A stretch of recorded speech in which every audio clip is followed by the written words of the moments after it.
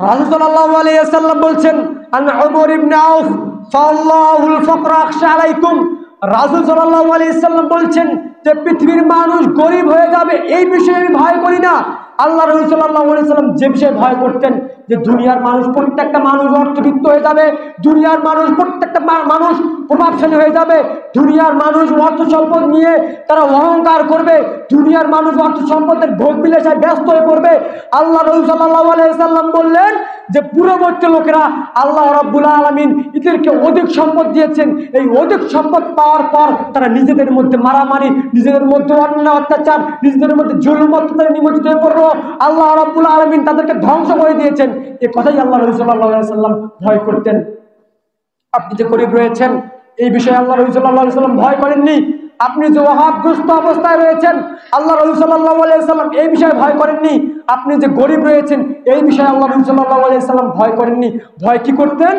যে আপনাকে আল্লাহ রাব্বুল আলামিন অর্থ সম্পদ প্রাচুর্যের মালিক দিতে দিতে দিতে দিতে এমন করে দিবে যে আপনি অন্য ব্যক্তির সাথে হিংসায় নিমজ্জিত হয়ে পড়বেন।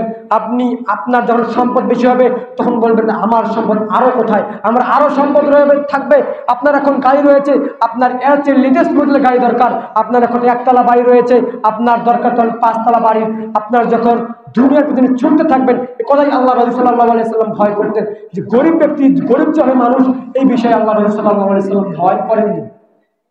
ভয় করতেন কোন বিষয়ে? যে মানুষ অর্থবিত্ত হয়ে যাবে, মানুষ প্রভাবশালী হয়ে যাবে। মানুষ এখন দেখবেন কোন মানুষ এখানে চায় না, মানুষ সবাই অর্থবিত্ত হয়ে যাচ্ছে, মানুষ প্রত্যেকটা ব্যক্তি ধন সম্পদশালী হয়ে যাচ্ছে। এই কথাই আল্লাহ রাসূল সাল্লাল্লাহু আলাইহি ওয়াসাল্লাম ভয় করতেন যে মানুষ যখন অর্থবিত্ত হয়ে যাবে, মানুষ যখন ধন সম্পদ হয়ে যাবে, মানুষের মধ্যে যখন এই হিংসার সৃষ্টি হবে, মানুষের মধ্যে যখন জুলমের সৃষ্টি হবে, আল্লাহ রাসূল সাল্লাল্লাহু আলাইহি ওয়াসাল্লাম বলছেন যে প্রত্যেকটা মানুষ যখন এসব হয়ে যাবে আল্লাহ রাব্বুল আলামিন তাদেরকে পূর্ব ব্যক্তিদের মধ্যে ধ্বংস করে দেবেন। যখন তারা অর্থবিত্ত হয়ে গিয়েছিল, যখন তারা ধন সম্পদশালী হয়ে গিয়েছিল, আল্লাহ রাব্বুল আলামিন তাদেরকে ধ্বংস করে দিয়েছিলেন। এসব ধ্বংস আপনাদের উপর ধ্বংস করে দেবেন, কথাই আল্লাহ রাসূল সাল্লাল্লাহু আলাইহি ওয়াসাল্লাম বলছেন। সম্মানিত উপস্থিতি, দুনিয়ার প্রতি মায়া থাকলেই হবে না, আপনাকে মূল্য দিতে হবে পরকালীন জীবনকে। মূল্য দিতে হবে আপনার কবরে কি হবে, মূল্য দিতে হবে আপনার পরকালীন জীবনে কি হবে, আপনার জাহান্নামে কি হবে। আজকের প্রত্যেকটা মানুষ দুনিয়ায় প্রেমে আচ্ছন্ন হয়ে পড়েছে, একবারও ভাবে না যে পরকালীন জীবনে আমার কি হবে। সকালে উঠলো চিন্তাধারা শুধু ভিন্ন, আবার ঘুমাতে যাবে কিভাবে করলে অর্থ সম্পদ বাড়া যায়, কিভাবে করলে আমি প্রভাবশালী হতে পারি, কিভাবে করলে আমি ধন সম্পদশীল হতে পারি, কিভাবে করলে আমার অনেক অর্থ সম্পদ হয়, এই চিন্তায় প্রত্যেকটা মানুষ নিমজ্জিত হয়ে পড়েছে। সম্মানিত উপস্থিতি, কিন্তু আল্লাহ রাসূল সাল্লাল্লাহু আলাইহি ওয়াসাল্লাম বললেন যখন মানুষের মধ্যে অর্থবিত্তর চিন্তা থাকবে, মানুষের মধ্যে যখন ধন সম্পদের চিন্তা থাকবে, মানুষ যখন প্রভাবশালী হবে, মানুষ যখন অর্থবিত্ত হবে, আল্লাহ রাসূল সাল্লাল্লাহু আলাইহি ওয়াসাল্লাম বলছেন তাদেরকে ধ্বংস করে দেওয়া হবে। তাদেরকে ধ্বংস করে দেওয়া হবে। কেমন ধ্বংস করে দেওয়া হবে? পূর্ব ব্যক্তিদেরকে আল্লাহ রাসূল সাল্লাল্লাহু আলাইহি ওয়াসাল্লাম বলছেন যে পূর্ব ব্যক্তিদেরকে ধ্বংস করে দিয়েছিল আল্লাহ রাব্বুল আলামিন, তেমনি ভাবে আপনাদেরকে আল্লাহ রাব্বুল আলামিন ধ্বংস করে দিবেন।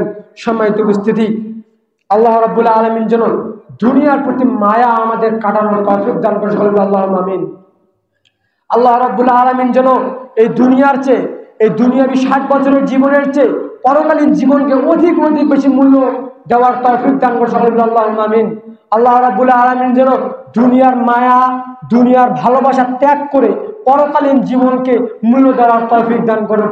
আজকে আপনি যেই স্ত্রীর মোহে পর হারাম কাজের মধ্যে নিমজ্জিত হয়ে পড়ছেন, আজকে আপনার সম্পদের কারণে হারাম কাজের মধ্যে নিমজ্জিত হয়ে পড়ছেন, সেদিন আপনার স্ত্রী আপনার কি বলবে জানেন? যে আমার জন্য কেন তুমি হারাম কাজে নিমজ্জিত হয়ে পড়েছো, আমি কি বলেছি তুমি হারাম কাজে নিমজ্জিত হও? সেদিন বলবেন আল্লাহ আপনি আপনার সম্পদকে নিয়ে নেন, আপনি আপনার স্ত্রীকে, আমার স্ত্রীকে নিয়ে নেন, আপনি তবু আমাকে জাহান্নাম থেকে বাঁচান। সেদিন কি আপনি আল্লাহর কাছে মুক্ত হতে পারবেন? কোশ্চিন কাল আল্লাহ রাব্বুল আলামিনের কাছে মুক্ত হতে পারবেন না। এজন্য এমন কাজ করিয়েন না যেই কাজের কারণে আল্লাহ রাব্বুল আলামিন যেন আপনাকে পরকালে পাকড়াও করতে পারে।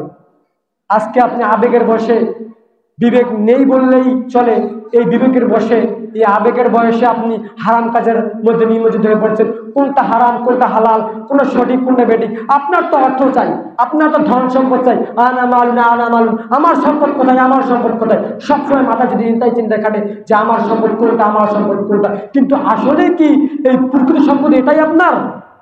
এটাই কি আপনার প্রকৃত সম্পদ? যেই সম্পদ আপনি ব্যয় করেন না আল্লাহর কাছে, যেই সম্পদ ব্যয় করেন না দ্বীনের কাজে, যেই সম্পদ ব্যয় করেন না ভালো কাজে, এটাই কি আপনার প্রকৃত সম্পদ? কি আমাদের দিন দেখবেন জীবনটা কিছুই নেই। কারণ আপনি আপনার সম্পদটা দুনিয়ায় রং তামাশায় শেষ করে দিয়েছেন, আপনার সম্পদটা দুনিয়ায় স্ত্রীর পিছনে শেষ করে দিয়েছেন, আপনার সম্পদটা ছেলে সন্তানের পিছনে শেষ করে দিয়েছেন। আপনার সম্পদটা হলো আসল সম্পদ কোথায়? আপনার আসল সম্পদ কোথায়? সেদিন কিয়ামতের দিন আপনার জীবনটা কিছুই থাকবে না। এই বলছি না দুনিয়ার প্রতি মায়া থাকবে না, অবশ্যই মায়া থাকবে। কতটুকু মায়া থাকবে? যতটুকু থাকলে আপনার দুনিয়াবী জীবন ভালোভাবে চলা যায় এবং পরকাল আল্লাহ অনুসরণ করা যায়। কিন্তু আপনি কি করছেন? দুনিয়ার পিছনে এমন মূল্য দিচ্ছেন, ভুলে যাচ্ছেন ইবাদতের কথা, ভুলে যাচ্ছেন সালাতের কথা, ভুলে যাচ্ছেন দানের কথা, ভুলে যাচ্ছেন ভালো কাজের কথা। আপনার তো একবারও মনে পড়ে না যে আজান হয়ে সালাতে যেতে হবে, আপনার তো একবারও মনে পড়ে না যে ইবাদতখানায় যেতে হবে। আপনার সবসময়